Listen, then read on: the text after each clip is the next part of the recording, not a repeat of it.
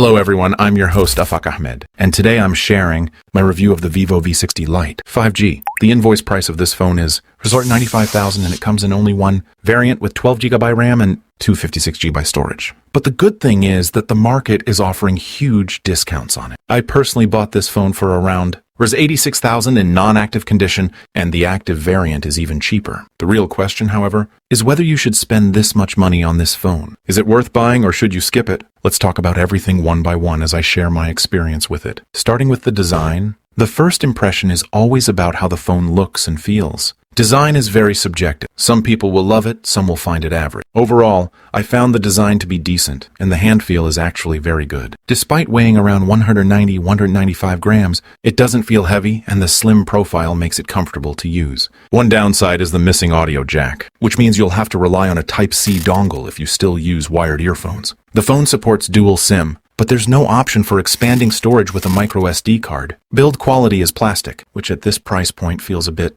underwhelming because a more premium material would have made a noticeable difference. Still, the hand feel is solid and I didn't face any issues there. Vivo has also added an IP65 rating for dust and water resistance. But you still have to be careful because this rating is not claimable, and the brand explicitly mentions that. The display, however, impressed me a lot. It comes with an AMOLED Full HD Plus panel with a 120Hz refresh rate, and you can even customize refresh rate usage per app. The bezels are very thin, giving the display an immersive look. And HDR10 Plus support makes media consumption much more enjoyable. YouTube HDR videos, even at 4K resolution, run perfectly fine. The colors are excellent, and overall display quality feels top-notch. In very harsh sunlight, I did notice some reflections even at full brightness, but in normal outdoor conditions, the visibility remains good. The in-display fingerprint sensor is fast and accurate, but the always-on display disappointed me because it only stays on for 10 seconds, which is not expected from a phone in this price segment. Haptic feedback is slightly better than normal vibration, but still not premium. Moving on to the speakers. The phone has stereo speakers, but the sound distribution isn't perfectly balanced. The bottom speaker outputs around 65% of the sound, while the top one gives around 35%. When you turn the volume all the way up, the audio tends to distort. And even though the loudness is okay, the sound signature is flat with almost no bass. The good thing is that despite being plastic, the phone does not vibrate at full volume. Performance is one area where the phone really shines. The Dimensity 7360 turbo chipset performs smoothly without any lags or slowdowns. This chipset is similar to the 7300 used in Vivo's V40, which is still a popular device because of its stable performance. With 12GB RAM, multitasking is excellent and apps stay in memory for a long time without reloading. The UFS 3.1 storage ensures fast read and write speeds,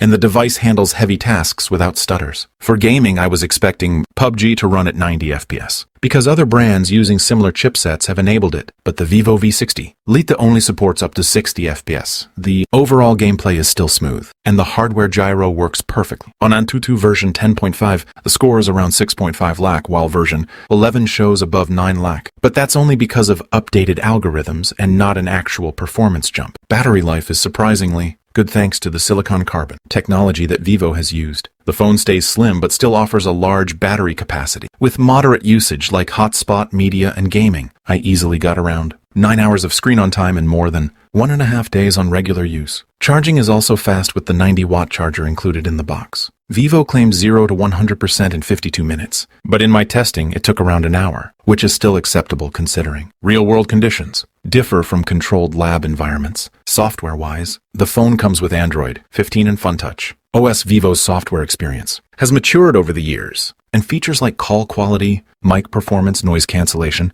signal reception, and IR sensor work perfectly fine. However, Vivo hasn't clearly mentioned its software update policy for this device, and that creates a bit of uncertainty about long-term updates. One thing that truly disappointed me is the lack of NFC support. In a time where digital payments are becoming more common, and many users rely on tap to pay, skipping NFC on a phone close to Rs 1 lakh makes no sense. For people who use NFC regularly, this becomes an instant deal breaker. Vivo didn't offer NFC in the V40e either, and it's unclear why they are skipping such an important feature. Now coming to the cameras, the back setup includes a 50-megapixel Sony IMX882 main sensor and an 8-megapixel ultra-wide lens. In daytime, the photos come out good with accurate colors, balanced skin tones, and nice details. Portrait shots look pleasing, especially with Vivo's weather filters, although the subject detail slightly drops when you zoom in. Night mode also performs well. The ultra-wide lens, however, is just average and shouldn't be expected to deliver anything extraordinary. On the front, the 32-megapixel selfie camera performs impressively. Details are sharp, portraits look clean, and edge detection is very accurate. The only issue is that the field of view feels tighter, especially when taking horizontal selfies. Video quality from the back, camera is decent but not exceptional. There's no OIS and only EES works.